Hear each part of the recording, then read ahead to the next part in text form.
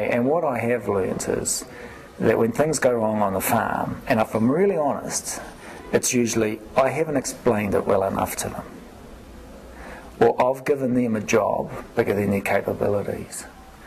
And if it's a genuine mistake, well, so what's the common denominator here? Or I haven't got systems in place that they can follow to make things happen. So I'm the common denominator. And if it's a genuine mistake, I've made that mistake, and I've probably done a better job with that mistake than they have. So when you've got that sort of thinking and things go wrong in the spring, there's probably more laughter going on and mistakes than getting upset. I've got a manager that's been with us for 9 years, and I'd like to see him grow and progress, and he's happy in the environment that he's in. But we train young people from the local college as well, and he has grown so much in himself and how he handles stress and worries about things. He's very efficient and good at what he does, and he's giving something back, training some of these young people from the college, and it's really great to see this young man grow.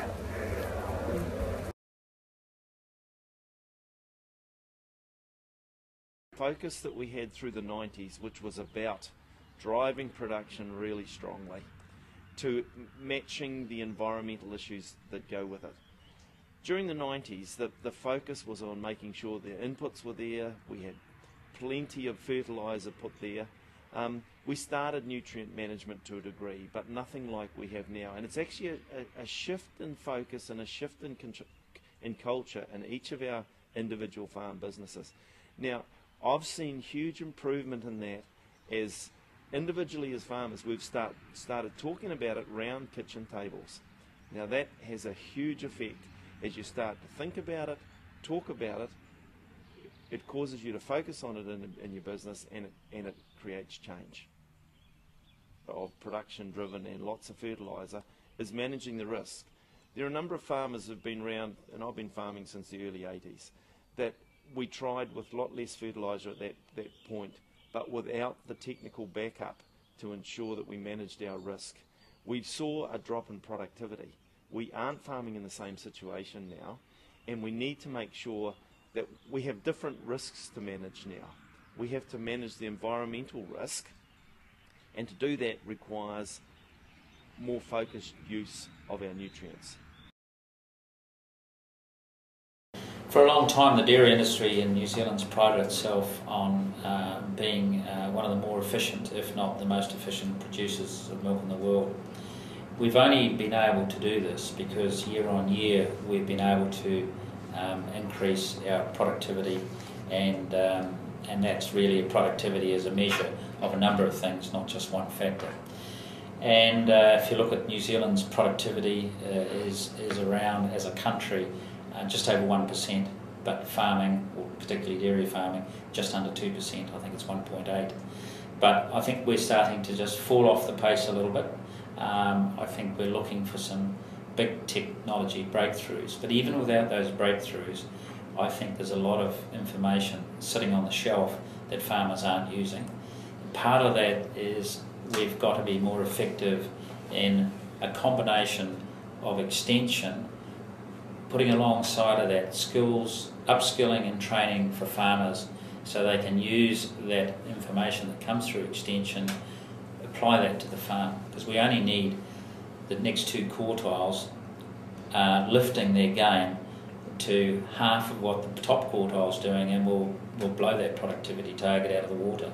So the information is there. So the challenge is, how do we get 75% of our farms, because you'll never get 100%, to lift that productivity up another 1% to make sure we keep ahead of the game and we don't start to get behind some of our competitors as we are now.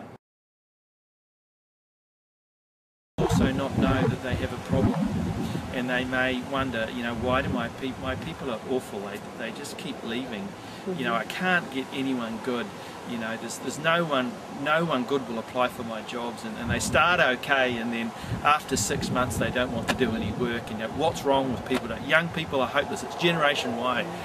All those sorts of things are all warning bells that there's actually something wrong with your management and not those people.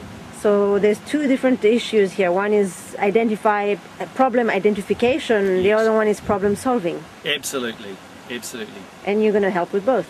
I hope so. Yeah.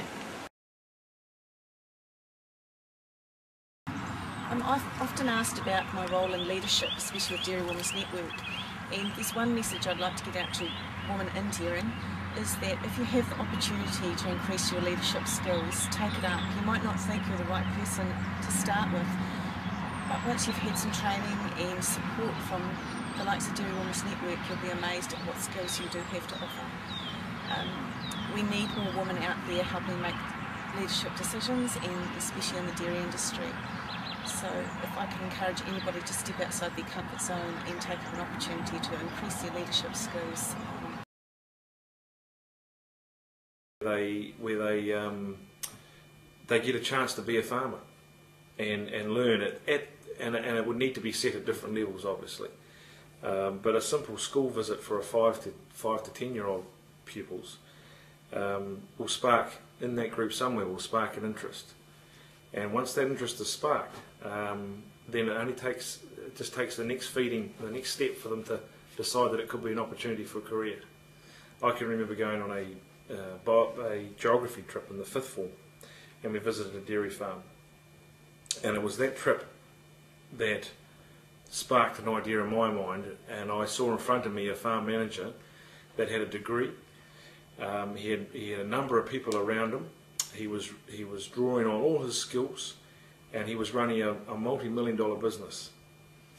And that excited me. I could see a career in front of me just like that.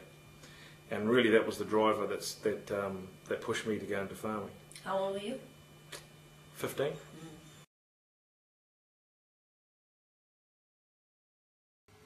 The New Zealand dairy industry is incredibly unique, and whilst it's one of the largest export earners in this country, by international standards, pastoral-based dairying is insignificant.